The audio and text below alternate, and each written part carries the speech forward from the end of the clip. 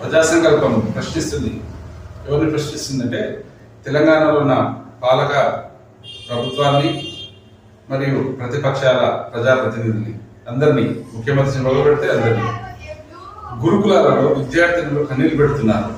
సిగ్గుపడాలి మనం అందరం. ఈ సమాజం కూడా సిగ్గుపడాలి. విద్యార్థులు, ఆడపిల్లలు వాళ్ళు అసలు చెప్పకూడదు అలాంటి బాధలు వీడియోతో చెప్పుకుంటున్నారు. మనం అందరం సిగ్గుపడాలి. కానీ ఏం చేస్తున్నారు వీళ్ళు?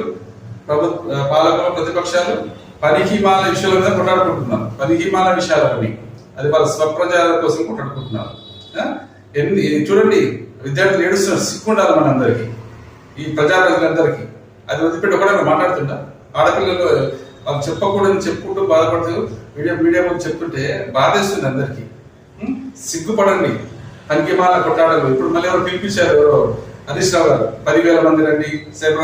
అసలు మీకు ప్రజల మీద ఇంత చిత్తశుద్ధి ఉంటే, మీరు రాజ్యాంగం గౌరవించే వాళ్ళైతే ఫస్ట్ వెళ్ళి గురుకులాలు, అన్ని గురుకులాలలో ఫస్ట్ తనిఖీ చేయండి, వెళ్ళండి. అక్కడ ఏమేమి సమస్యలు ఉన్నాయి ప్రజలు, విద్యార్థులను కనుక్కోండి.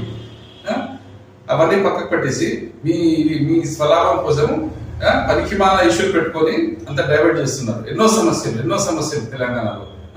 గత 10 సంవత్సరాల రజాకాల పాలనపై మళ్ళీ కాంగ్రెస్ పాలన వచ్చిందంటే ఇప్పుడు కూడా అలాగే ఉంది. ఎన్నో సమస్యల మీద ఎప్పుడు కూడా స్పందించారు. పనికిమాల ఇష్యూ మీద డిబేట్, టీవీల ముందు, మీడియాల ముందు పనికిమాల ఇష్యూస్. తక్షణమే ముఖ్యమంత్రి గారు మీరు మీరు సందర్శించండి, ఆ విద్యార్థితో మాట్లాడండి, వాళ్ళ సమస్యలు పరిష్కారం చేయండి. బాపట్ల కృష్ణమోహన్.